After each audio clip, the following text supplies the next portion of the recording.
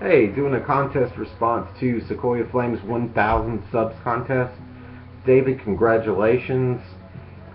It's awesome that you got 1,000 subs. I really enjoy your channel. Um, just enjoy watching. You're always so full of energy and happy, and always walk away smiling after watching your videos. Just seem like a great person, just full of energy and love, which is a good thing. This contest idea was just really, really fun. I watched your video this morning and thought about it all morning. It really gave you something to think about, which is just really a cool idea. Those are the contests in the VC I love the most. And it was a couple of questions, so I really had to think about it for a little bit. And I want the first part of your question is what are your thoughts on old versus new vinyl? And my thoughts on that are, I really like them both. I collect both. I seek out both. But I guess what I would like to do with my response to the question is say a few words in defense of new vinyl. I know that David, you gave your thoughts and basically said that you much prefer the old vinyl. I'm sort of in the middle, but I will say a few words in defense of new vinyl. When it comes to old vinyl stuff in the 60s and 70s, and, preface this with saying that, I'm clearly no vinyl historian, but vinyl was the medium that people listened to their music on. Buying vinyl back in the 60s and 70s and 80s was really wasn't saying a whole lot about the person themselves in purchasing vinyl as a format to listen to. The type of music they were listening to certainly said a lot about the person, but now the standard medium of choice in society is digital music. It's not any hard copy at all. I guess the next convenient thing would be CD. Vinyl is around probably the third or fourth.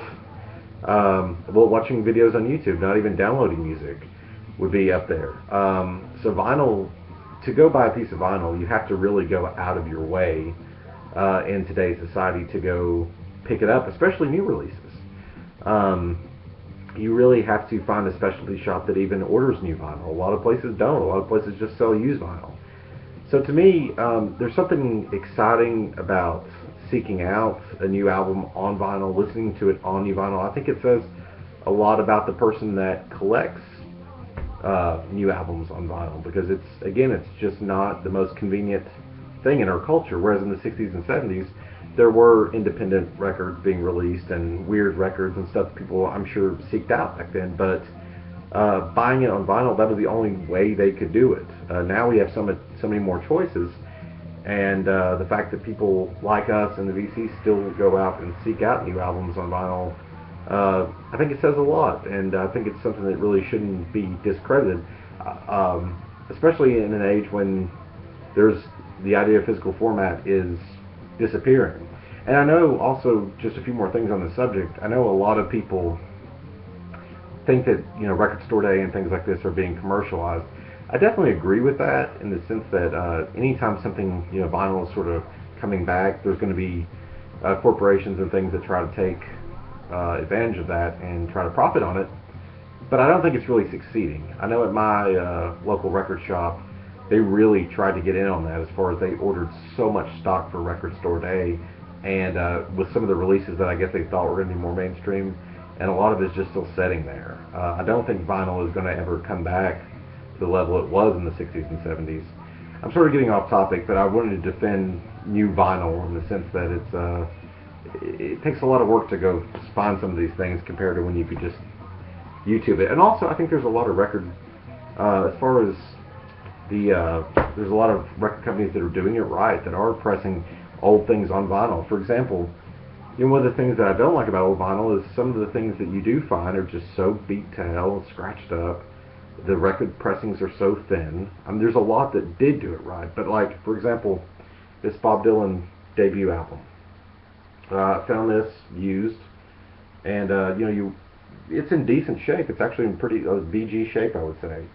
But the actual pressing of the record is so thin. If you can see, I mean, it's just so thin, and it sounds thin.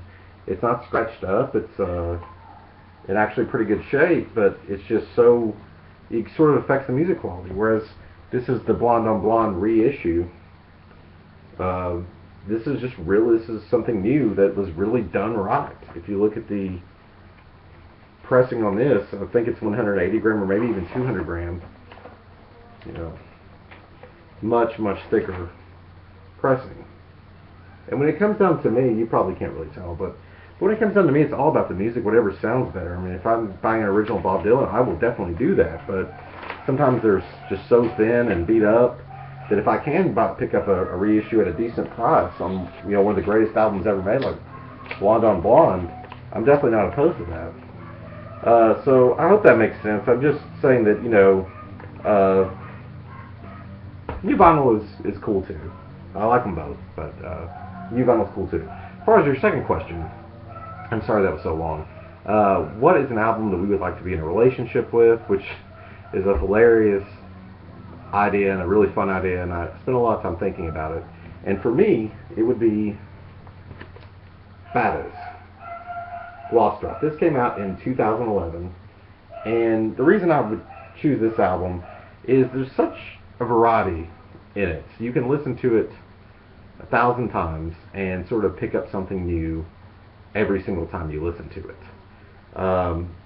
There's really upbeat songs, there's slow songs, there's fast songs, there's sort of depressing songs. It sort of encompasses everything in a relationship, especially the idea of something new every time. The worst thing I think about sort of being in a relationship or something like that is just getting bored with a relationship. So you're definitely not going to get bored with this album.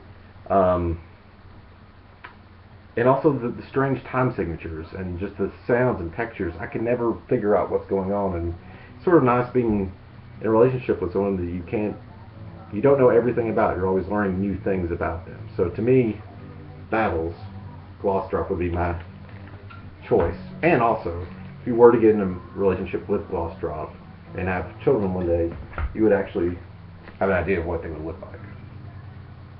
It's the Gloss Drop remix series. As you can tell, I was a huge fan of this album when it came out. So, and finally, your last part of the post is to pick an album that has laughing in it in tribute to you and your amazing laugh. I found one I wanted to use before anyone else did a response, because I'm sure this is going to come up. David Bowie's Andy Warhol. I'll actually do a needle drop for you.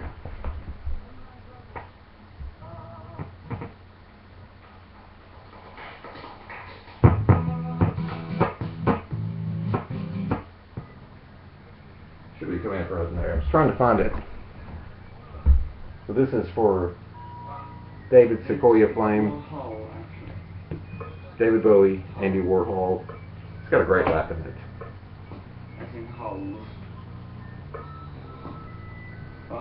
Andy Warhol. Andy Warhol. Like her. There was one laugh, but that's not the sort of a snicker more than a laugh. There it is. Congratulations, David.